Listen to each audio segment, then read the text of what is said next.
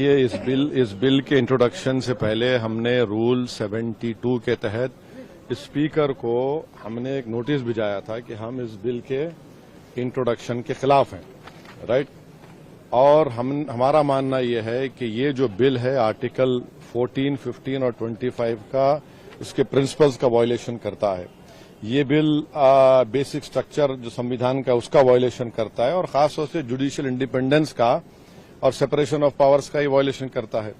अब इसमें सबसे अहम बात यह है कि जो वक्फ बाय यूजर का सेक्शन 3RI है, उसको ये कह रहे हैं कि वक्फ बाय यूजर को हम निकाल देंगे। कैसे निकालेंगे, क्यों निकालेंगे? आप इसलिए निकालेंगे ताकि आप जितने मस्जिदों पर RSS का दावा है वो छीनना चाह रहे हैं, आप जितने दरगाहों पर राइट विंग हिंदुत्व ऑर्गेनाइजेशन का दावा है, जैसा अपने मुंबई में हाजी मलंग की दरगाह है, छीनना चाह रहे। वक्फ बाय यूजर का आप निकाल कर बोल रहे हैं कि डॉक्यूमेंटेशन लेकर भाई 400 साल का डॉक्यूमेंटेशन रेवेन्यू से नहीं निकलेगा तो क्या करेंगे? आप दे देंगे क्या? चेंज कर देंगे? ये एक सबसे बड़ा डेंजरस जो उसमें सेक्शन है। दूसरा, उसमें वक्फ अल औलाद का क्लॉज 4 का है। देखिए, भारत में जो कानून है ना, वो किसी को रोकता नहीं है कि वो अपनी प्रॉपर्टी को विल के जरिए डिस्पोज करे या किसी को गिफ्ट दे। तो वही कोई मुसलमान अगर अपनी औलाद के लिए ऑफ कर रहा है तो इनके पेट में दर्द क्यों हो रहा है? हिंदू एंडोमेंट बोर्ड में इजाजत है इसकी, सब जगह दूसरे गुरुद्वारा प्रबंधन कमेटी में इजाजत है, तो मुसलमानों के वक्फ बोर्ड में क्यों नहीं होगा? पांचवी बात यह है कि इसमें आप ये कह रहे हैं कि मुसलमान जो 5 साल उसके हो गए इस्लाम कबूल करके तभी वक्फ करेगा। ये फ्रीडम ऑफ रिलीजन का ग्रेव वायलेशन है।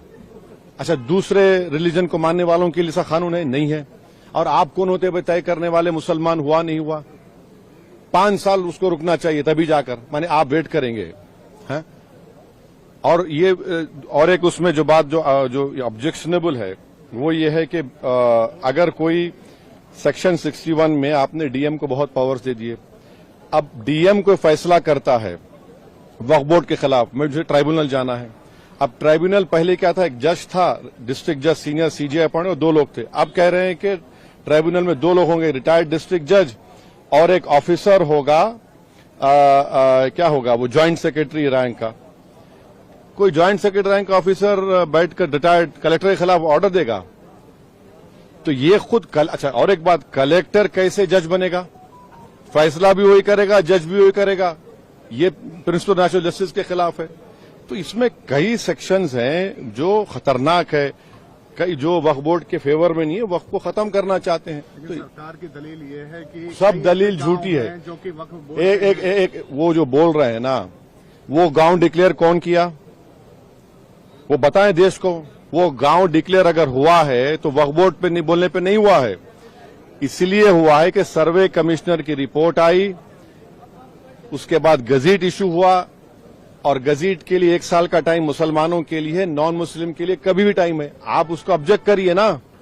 हैदराबाद में भी ऐसे के प्रॉपर्टीज थे जिनको गजीट के बाद भी कोर्ट ने ओवररूल किया। आप मिसालें दे रहे हैं। ये सुनेरी बाग की मस्जिद का अगर डॉक्यूमेंटेशन लाओ, कहां से लाएंगे बताइए?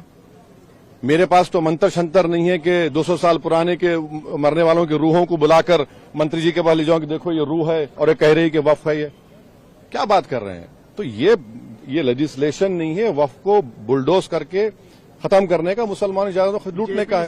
को गया है, आप लोग विरोध कर रहे थे, आपको लगता है कि जेपीसी से ये अभी इतना जल्दी बोलना गलत होगा। जेपीसी का भी स्पीकर साहब उसको बनाएंगे, क्या होगा देखते हैं।